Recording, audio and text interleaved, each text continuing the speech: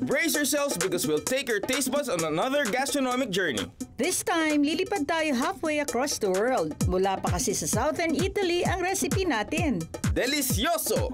So our menu for tonight will be drenched in marinara! Gusto nyo bang makita ang reyna ng kusina at si chef na baby niya? Lutuin ang adobo, tikman ang menudo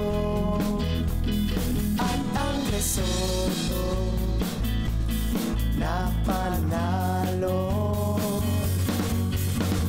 Kalapagan na lahat ay masaya ng gutay.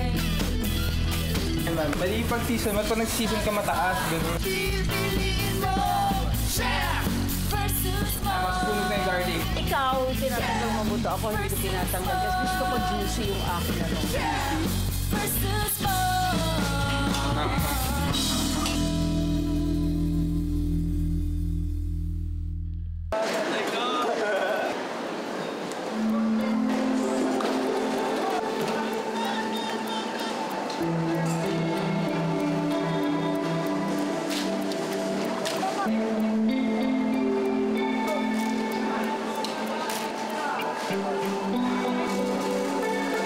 La la la la la la la lang la la la la la la la la la la la la la la la la la la Ilang dekada ng biyasa sa pamamalengke at sa kusina ang ating ginang na si Lali Favia. Ngunit, ni minsan ay hindi pa nangyayari sa kanya ang misteryong sinapit na ngayon. Halika't samahan niyo akong tuklasin natin ito. Maaari mo bang isalaysay sa akin ang mga pangyayari? Well, naisipan ko lang magluto ng marinara. Maiba lang ba? Second time ko lang kasi gagawin ito eh. Kaya aagahan ko pagpunta sa palengke. Usually, ang ingredients ng marinara, meron niyang tomatoes. Kaya bumili ako ng plum tomatoes at saka tomato paste. Siyempre, hindi mawawala sa marinara ang seafoods. Gusto ko kasi overloaded ang seafoods ang aking marinara na gagawin. Bumili rin ako ng white wine at saka ng lemon kanina. Tapos, nung pauwi na ako, alam ko bumili ako ng thyme, dried oregano at durog na paminta. Pero wala! Wala! Ganun po ba? Kung ako po kasi ang gagawa ng marinara, lalagyan ko ito ng shrimp, ng tuna, at ng scallops. At lalagyan ko rin ho ito ginang Lali ng tom yao. Yung tom yao ho ay gagamitin ko pang garnish o pampaganda ng aking dish. Teka, akala ko ba misteryo to na nawawala akong sangkap? Ito para may dali. Sorry po. Balik ho tayo sa inyo. Ano pong weight nyo ngayon? Oh, ha? O, diba? Pwede, diba? Oh. Ay, nako. Naks, ang galing naman na anak ko. Pwedeng-pwede kang newscaster o commentator. Ay, ganun talaga, Ma. Pangarap ko yung hindi mo natatanong. Minsan pinangarap ko maging media presenter. Talaga? Oo, actually, na-inspire ako sa mga guests natin. Oh? Sino ba mga guests natin? Tignan mo. Una sa aking listahan ang isa sa mga veteran broadcast journalist ng TV5. Konektado gabi-gabi sa mga manonood ng telebisyon at sakto rin sa mga nakikinig sa radyo. Abangan kung sino yan. Isa pang kaabang-abang, isa sa mga gorgeous face ng Kapatid Network. Pero di lang siya magandang muka dahil kasama rin siya sa ating maaksyong News 5. Kung action din pala ang pag-uusapan, iimbitahin ko na rin ang pinsan mong mahilig sa aksyon na sa kusina. Hindi sa pagluluto kundi sa pagkain. He's a certified foodie. Tawanan at kulitan. Yan ang sangkap na huwag kalimutan. Dahil ngayong showdown ng marinara, Ako ang mauna. fight! Simulan natin sa mga ingredients. Plum tomatoes, tomato paste, butter, virgin olive oil, white onion, garlic, dried oregano, dried thyme, ground black pepper, white sugar, salt, lemon juice, white wine, Parmesan cheese, parsley, fresh clams, fresh shrimps and pasta. Ano lulutuin? Andito na naman kami, pero ang lulutuin namin Parang si Matli. ngayon ay seafood marinara. Bakit? Para ka naghihingalong tambucho. Ang ginamit ko clams and shrimp lang. Anyway, okay, we'll put 2 tablespoons. 2 tablespoons of olive oil. Tapos lagyan natin ng 2 tablespoons butter. Ba't may oil at butter? Gusto ko eh. Sautein natin ang ating Nilagyan mo ng bawang. oil kasi makinig ka. Ayoko makinig. Kaya may oil tsaka butter para hindi agad masunog yung butter. Alam niyo na, di ba? Pag naglagay Alam mo ng yung butter. wristwatch dati yung ginagana, dumidikit na gano'n. Marinara First timer sauce. magluto eh. Hindi. Okay, lagyan na First natin time, pang ilang beses mo magluto ng marinara? Second time ko magluto. Kailan yung first? Huwag mo sabihin sa bahay kasi minsan di ka nagluto sa bahay ng marinara. Bakit? Sa bahay lang ba ako pwede magluto? Sa bahay ng kaibigan ko. Ikaw talaga, nangangapit bahay ka. Ang gagamitin ko, plum tomatoes. Ano ba ang difference ng plum tomatoes? Ang plum tomatoes kasi malalaki na red. Ihalo ang kamatis hanggang sa ito'y lumambot. Kinuha ko lang muna yung laman. Mamaya halo natin yung juice. Ginagawa mo sauce para sa pasta. Ito, hayaan muna natin kumulo. Ang marinara po kasi, basta anything na igisa mo or lutuin mo na merong kamatis, sibuyas, oregano. bawang, hindi, at Bawang, anong spices. oil, and oregano. Marinara na yon. Next, idagdag ang tomato paste, oregano, thyme, Ang dami. sugar, salt and pepper, and let it simmer. Okay. Sunod na natin yung ating clams, okay? Ano na natin yung ating clams? Nilagay mo ng buhay? Luluto ko dyan. Nilagay mo nga ng buhay? Naawa ka? Hindi ako na, medyo, pero dapat, pinakuluan mo muna. Hindi. Makita mo naman. Niluluto ko siya sa tomatoes. Sunod na natin yung ating shrimps. Mga half kilo din. Okay, cover lang natin. Let it simmer for like a minute lang.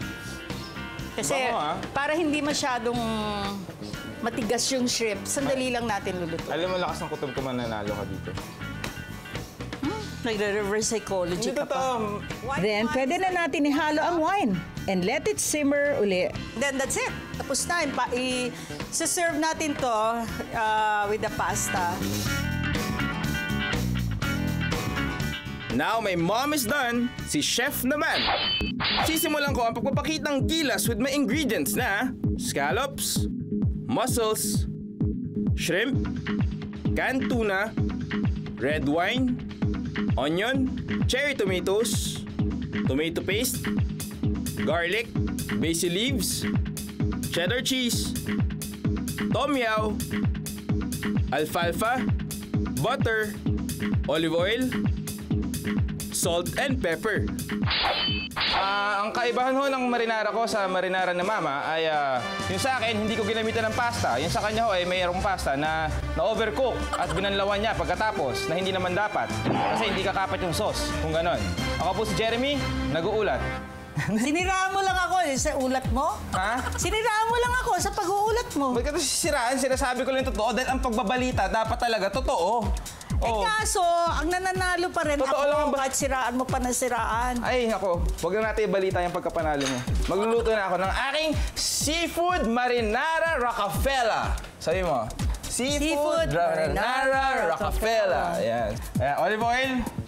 Add a little butter.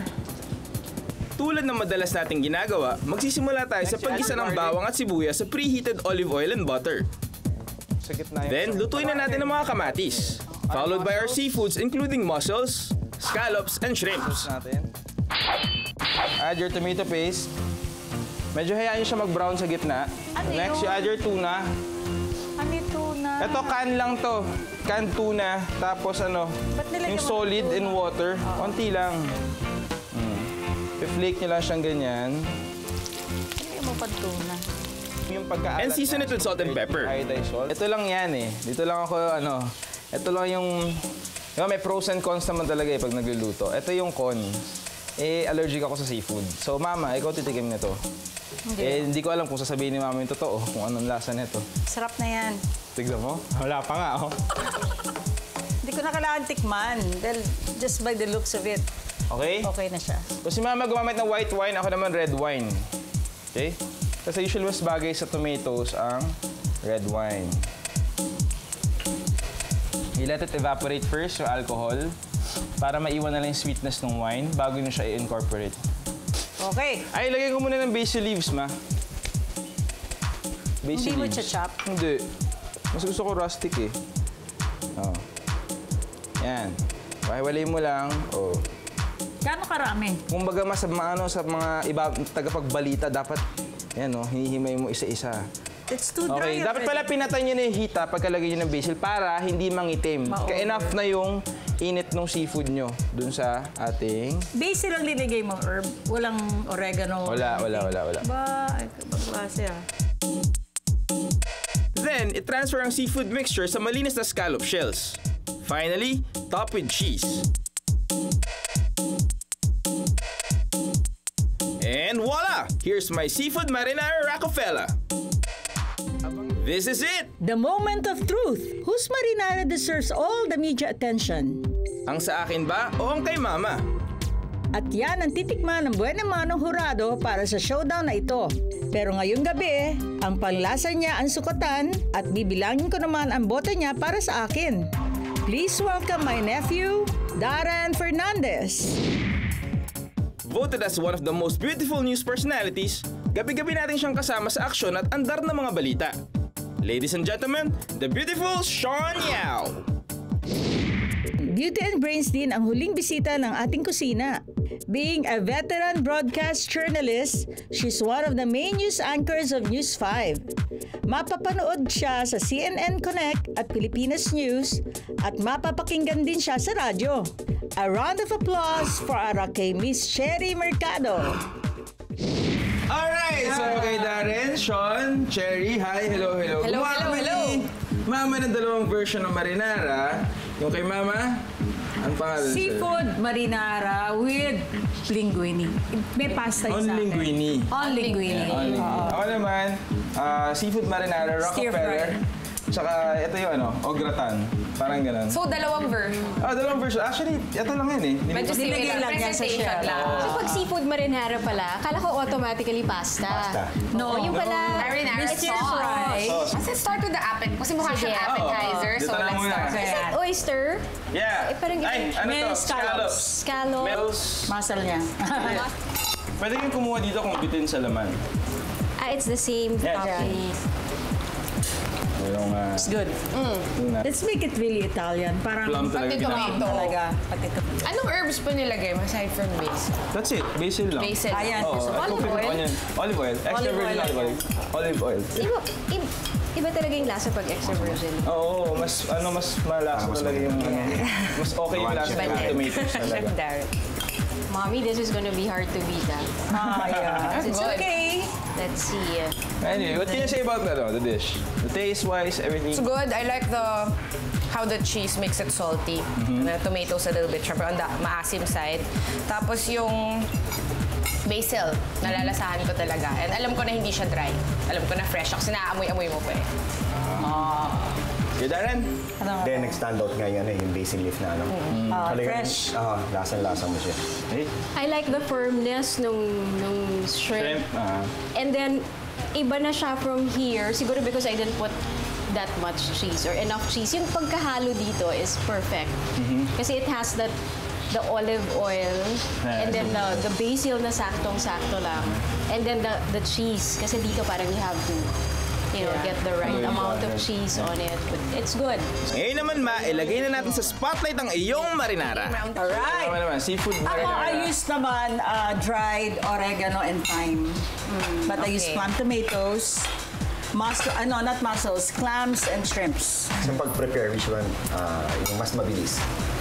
Ngari, bigla ka may visitor, and then all of a sudden, may choice ka ng marinara. Pareho. Pareho na yung cooking oo. time niya. Basta kasi pwede mong gawing ahead of time yung pagluto ng noodles. Ayun, yung cooking time ng dish niya at dish ko, pareho lang. Yung sauce. Hindi, bali ako, ginawa ko lang yung sauce eh. Basically, yun lang talaga. Ikaw, you had to cook the pasta. Pero kung yung sauce lang alone, halos pareho lang yung time. Okay, how do you like my dish? Parang madaming flavors. May sweetness and then you can still taste the medyo asim of the tomatoes. It's bakit gano'n? Hindi ko alam kung alam ko lang na because mom made it or it really tastes more homey. Parang it's something that's comforting. Hearty. May, Medyo matigas yung shell, no? Hindi mo makagata, hindi mo ma-break. Hindi, ano siya, no? Talagang distinctively na alam mong bahay, eh. Diba? Yeah, I like it. Also, the clam, it's really, yun nga, parang siyang mix ng marinara tsaka may parang konting touch ng vongole. Vongole. Kasi may white wine, may clam, so nalalasahan ko yun. At the same time, iba siya dun sa dish mo, chef, dahil di siya kasing cheesy, I guess kasi parmesan yung ginamit. And yun nga, hindi mo masyadong nalalasahan yung herb. Hindi siya sumisipa, which is fine kasi it's a pasta dish, unlike the gratin, which is an appetizer.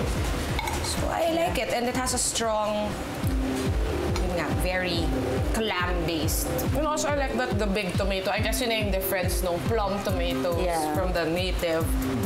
Iba rin siya. for those who like the sweetness in their pasta, di ba yung mga Pinoy with that? Yeah, I put May a little bit of sweetness sugar. factor siya. Yeah.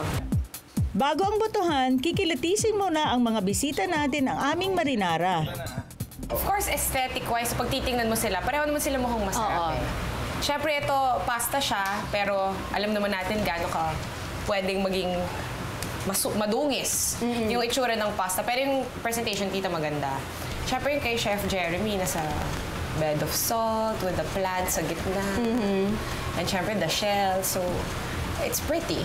Diba? So they both look good. This one naman, actually when you looked at the three, parang this is the one I wanted to start with right away because it looks beautiful. At saka, taste-wise, ako naman, I love clams with my pasta. Okay. So, tas yung texture pa nung clam niya, yung medyo yung medyo matigas. Yung firm. Parang al dente na Oo, clam. the firmness of the clam was really good.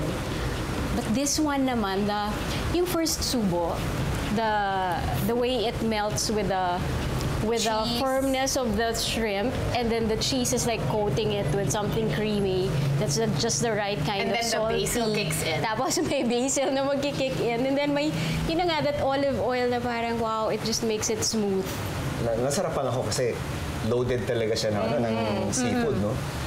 Matter of fact, talagang hahanapin mo yung pasta eh. Medyo mas konti yung pasta, no? Kaya lang talagang ano siya, yung stomach mo will be filled talaga dahil sa pasta. Talagang loaded siya. Ako kung second serving, I'll opt for something new. Matapos ang ilang minutong tikiman at talataktakan, ilabas na ang talaan dahil botohan na. Okay, so ito na, inyong verdict. Nako, kinakabahan ako. Ako Cousin. kinakabahan ngayon. Darren. Okay. Masarap to eh, pero ito yung sabihin yung regular that you'll be able to taste, to eat pagka sa mga gatherings. No? Pero ito talaga yung regular taste na, yung oftentimes na every time may ganyan marinara sa buffet, ganyan ang Ito yun. pagka-prepare. Okay. Pero masarap siya. Masarap siya. Yung dito naman, habig nga eh, iba yung pagka-prepare mo, no? Pero talaga ang sarap na yung basil na ano. Tapos pagkain sa last, parang saving the best for last, talagang lasang-lasa mo siya eh. May twist bigla yung mint. Refreshing kasi seafood normally, syempre, may after scent siya or taste na ano. I offer Well, tita, actually, masarap siya. Parang kung gutom na gutom ako, tapos nakita ko yan, oh my God, sobra kong saya. Masarap siya and may konting sweetness. Mahal ko ang kamatis and I like those big chunks of Italian tomatoes na nilagay mo. Kay Chef Jeremy naman, wow, napaka-pretty. And parang, pag nakita ko pa lang siya, parang na-appetize ako. Tapos pag kinain ko siya, andun na yung parang easy melting salty cheese. That's comforting. At the same time, yung mismong sahog niya is social yung lasa. So, Your vote? Chef Teka, baka zero ako ah. Cherry. Ano ba yung vote ko? Yes! Oh, sige. So, ito kasi kanina, di ba, ito yung first natin tinikman. So, pagtikim ko sa kanya, napapikit yung mata ko. Wow! Talagang ratatouille when that, when he said na all those flavors that are coming out. And then this one, the marinara naman of Tita. I love the fact that there's so much seafood. It was really good also, pero the fact na napapikit ako dito at I had to taste it. When I tasted it the second time, sabi ko baka naman yung first lang yun. So pag ganun ko, ganun pa rin. So parang, yeah, it's clear. For me, it's I won! Wow, landslide! Mukhang ikaw nang magiging headline bukas sa balita. Salamat, Ma! Pero ipapamalita ko pa rin sa iba na masarap din naman ang marinara mo. Being a reporter, mahirap ba? Like, ano yung mga... Yung reporter, mahirap. Yung field reporter. Yun yung sobrang hirap. Mahirap ang Yung field. Yun yung mahirap. Pero yung nasa studio ka, tapos magbabasa ka na, tapos... Mas magaling. Sa totoo lang. Sa totoo lang. You do your make. Kasi when you're outside, hindi yun yung glamorous part of it eh. Try mo na, chef, di ba? Parang Pag sa kusina. luto sa morning, sa roll yung prompter. Oh, parang kusina. Actually, parang sa totoong kusina lang din. Ganun lang din. Oo. Versus